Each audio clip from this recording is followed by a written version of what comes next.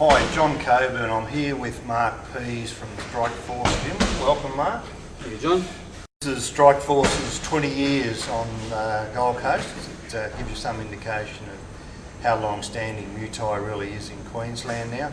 Mark, perhaps if you could just give us a little history of yourself, both as an athlete and with the gym now. Okay, well, my martial arts background stems from Zendo Kai. Down in Melbourne, moved up here, attended higher education up here at university, and from there it was a natural progression. I went to a kickboxing show with my instructor, saw kickboxing, enjoyed what I saw, and continued on from there. No one really here taught me. It was sort of more my own background, and another mate that was doing amateur boxing, so we sort of combined together and started doing our own thing. Didn't do too badly from that, and then from then, when the first ties came over with Bob Jones, we thought that this was the wagon to jump on, so we jumped on that, and I think the rest is history. Everyone's sort of progressed from there. Yeah, essentially, that's in terms of the history of Australian Muay Thai. That's largely the way that it's all been, actually. Now, Mark, I've been plugging everyone about doing their education as a Muay Thai instructor, their Cert 4. Now, I'll say this very firmly, everyone must start getting educated. Mark, because of me, a little bit of urging, but because he could see the importance of everyone getting their Certificate 4 in Muay Thai, was the first of our instructors, as I understand it, which went ahead and got his qualifications. Perhaps you can tell us a little bit about that experience. Well, with my prior learnings from higher education, I didn't have to do a great deal of the modules because of such, and because I was running my own business at the time, and just had my own gym. A lot of the modules I didn't have to complete. So Damien worked out a structure for myself and the rest of the guys that were with us, and I think I did it over a 4 or 5 month period, every Wednesday for about 5 to 6 hours.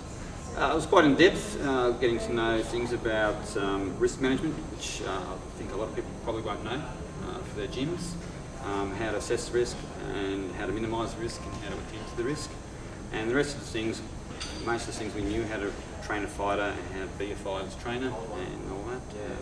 But most of the things that Damien taught us said were to do with risk management, things like how to structure and how to run your business as a success rather than a failure, so it's pretty good. Now, I should point out we've got 2 colleges that deliver Certificate 4 in sports coaching with Muay Thai specific components, they being the Budo College, which is based on the Gold Coast, and Kenshusei College, which is based out of Melbourne. We recommend both. We don't have a favourite. It's a matter, though, of the individual instructors coming together with the colleges and basically try before you buy experience, and but it is important that we do get everyone educated. We will, in the fullness of time, introduce a first and second level grading certificate arrangement. So there will be an intro level coach for Muay Thai with the Oceania Federation, but only those people that then obtain their Certificate 4 in sports coaching will be entitled to full membership rights as a... I thought we'd talk a little bit about Mark's athletes. Given 20 years of history, we've got some heroes, both the current ones we all know and love, and some that the current audiences may not have heard of. If you could just talk us through some of your heroes, Mark. Okay, probably my most famous boy was Stephen Roston. He started off with me when he was a youngster of about 15 years of age. He was fighting guys of Jimmy Cass's calibre. He was actually fighting Jimmy Cass when he was in high school for an Australian title when Jimmy Cass was out and about as an adult, to a draw. And Steve, he was the first Australian to beat a Thai in Australia, which you'll probably see in the video later on. And then from there we moved on to people like Dave Bowen, who was a good heavyweight, probably my first heavyweight that I did train, and he was good with technical side of things. Again, he stemmed from a Bob Jones background. I got to a Queensland level, fought in Thailand a couple of times as well, and he was quite good. Then we moved to guys like Aaron Warner, who was Queensland title champion. He was 14-0 before I moved over to Thailand for 2 years, and then went to England from there. And then we've got today's heroes that are still training. I'm talking, these guys have been with me 13 years. People like Pixie, Daniel Dudowski, they're both Australian champions Commonwealth champions and world champions in their own right. And then some of the newer champions like Diamond Jim McLeod, who's been there 10 years, 11 years, and Aaron Lee, 6, 7 years, who's now Commonwealth, Intercontinental, Oceania, Australian and world champion. And yeah, very good looking too, so he tells us. Just some of the boys, just so our people can get a feel for them. What sort of outside interests do say Aaron have? People like Aaron and Pixie, they've come from a surfing background here on the Gold Coast. A lot of my guys are all outdoorsy people, train in surfing. Some of them are sponsored surfers.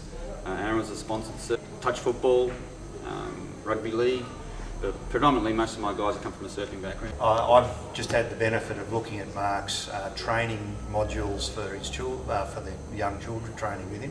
Would you like to talk us through that a little bit, please? Well, yep. A lot of it's based from a critique from Damien Martin over at the Voodoo College. I did a lot of work with Damien on this side of things, and then also Geordie Lavers McBain, who's also a part of us.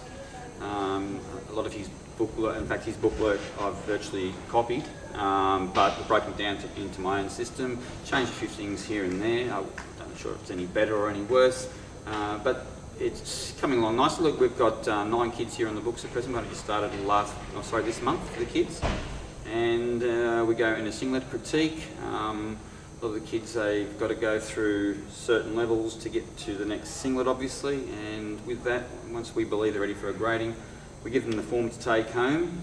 If we believe they're ready for a grading, Mum and Dad have to sign it to say, yes, Johnny's been a good boy at home, he's done his homework, he gets approved by us, and then he has to take it to his teacher as well. And the teacher has to say, yes, well, hang on, Johnny's been good at school this month, no problems at all, he can go for a grading. So makes him a good citizen at home, at school, and in our gym. So we want the kids to become model citizens, not just martial artists. Yeah. This is an important concept for us because what we want to establish is Muay Thai right through the country areas. There'll be certain country areas just through distance and other issues won't ever produce world-class athletes, but what we want to be able to do is offer to the country areas of of Australia an opportunity to train in Muay Thai and become proficient, see the heroes on the TV, and then hopefully have the opportunity to become instructors themselves and travel internationally as part of the world community of Muay Thai. Mark, we'll finish it there. Thank you very much. Thank you very much, John. And good luck. Thank you very much. Cheers.